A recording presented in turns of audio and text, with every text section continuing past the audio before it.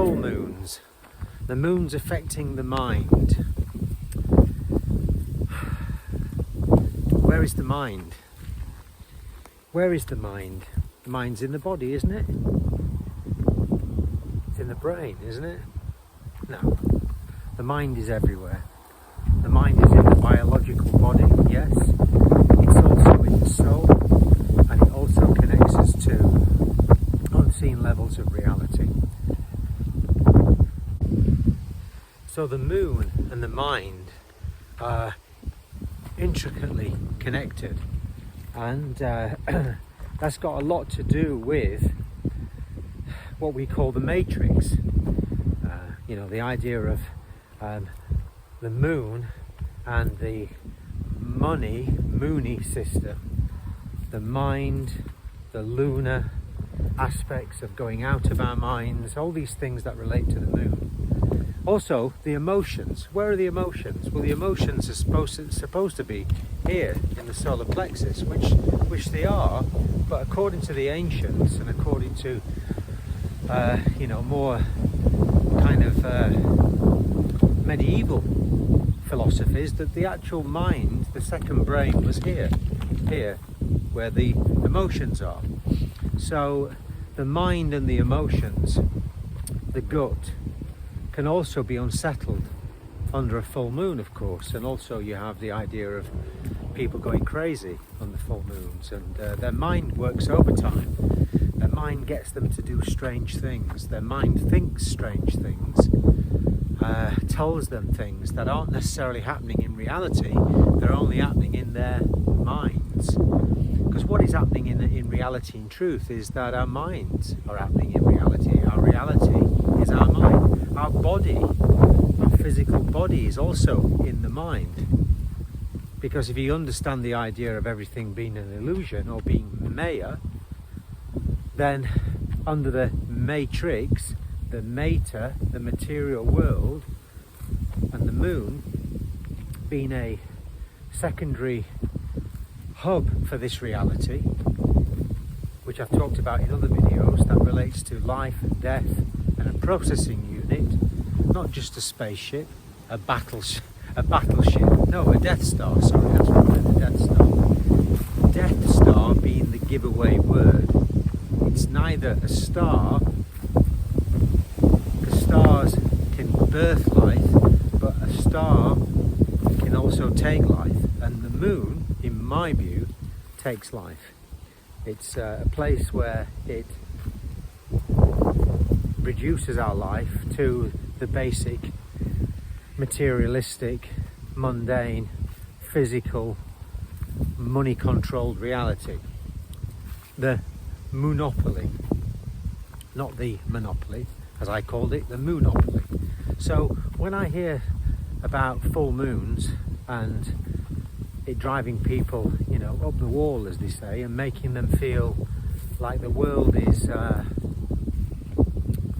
the difficult place to be in, then of course what's happening is that we're in our minds and we're not necessarily in our hearts. So the difference between being in our hearts, in my view, and being in our minds is really simple. If you're in your heart, then you're not thinking through here, you're actually feeling and thinking through the main brain, or the main electrical brain, as you say, in our heart.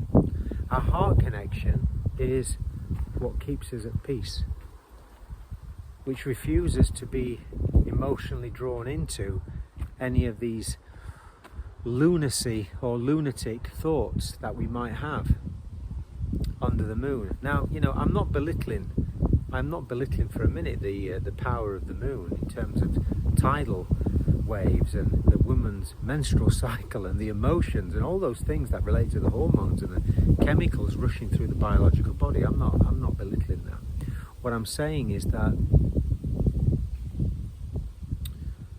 the moon and the magnetics or the electromagnetic field of the moon and how it creates this almost distorted feeling is not from where we truly come from. It's not the place of the heart. It's not the place of spirit, which is beyond the soul and beyond the mind. When you see these festivals, over the years, like mind, body, spirit, I mean, the soul and the mind are intricately connected. The body and the soul are connected. And what fuels them and what animates them is the spirit. And you could say the sun is the light of the world, but really the spirit is the light of the world, or what the Gnostics call the watery light, which is beyond the light of the world. It's from where the light of the world gets its force, its life force. And that spirit is also within us. That spirit, it dwells within us, and it actually keeps us at peace if we choose to be at peace. It sits in our heart. It illuminates our being. It gives us consciousness. It raises our consciousness if we want it to. The spirit is the most important part of our lives. The body is important. It's a temple, and we must nourish it accordingly. But the spirit is what gives life to the body. It's not the body giving life to spirit. So when people put material things in front of spiritual things, or put their mind in front of their heart, and they put prominence in their life, their reality, over things that relate to the emotions, which are important, but they're not as important as the spirit. So I would ask you, at some point, to consider dwelling in your heart whenever there's a full moon, and whenever there's a feeling of change, is to go back to the center of your being and be in that presence, which is easier said than done for a lot of people, because we're in a world of materialism with pressures and problems in the matrix, in the mundane, and we all have them, but we only have them because we forget who we really are. So it might seem like an irony, because over the months I've been coming into my thinking field, the fields,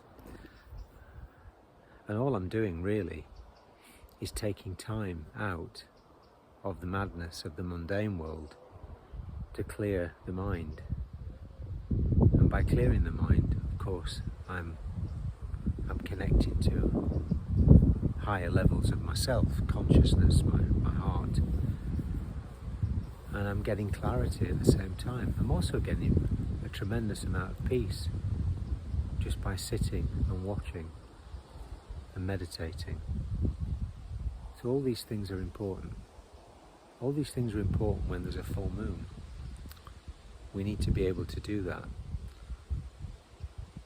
I used to love, and I still do, love the sound of the grass in the wind. It's one of the most beautiful things. Hearing the wind, seeing the wind, just seeing the wind through the grass.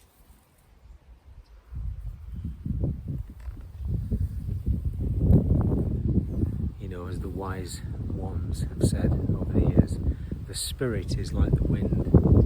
We do not know where it comes or where it goes. And that's been, really, the story of my life, the story of the free wind. Not that kind of wind. The free spirit. Or as my grandfather used to say, in church or chapel, let it rattle. Oh dear, yeah, I've ruined the video, I know. No, I haven't. But you get the idea of what I'm talking about. It's a beautiful July evening. It's not exactly the temperature I would like it to be. I like the desert. But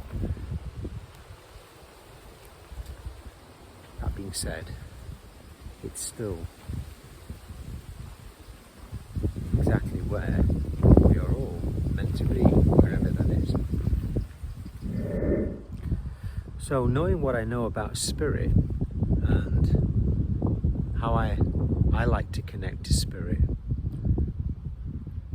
brings me to something that I've just started to do, and what I want to do to help other people is for them to see their spirit or their spirit ancestors or their higher consciousness in some way visually. And I'm doing these portraits, of course, that you can commission me to do, and it's something I've been doing over the years steadily. I've been doing them anyway off my own back, or when something has caught my attention, or a muse, or for loved ones and people like that. So if you're interested, then you can always click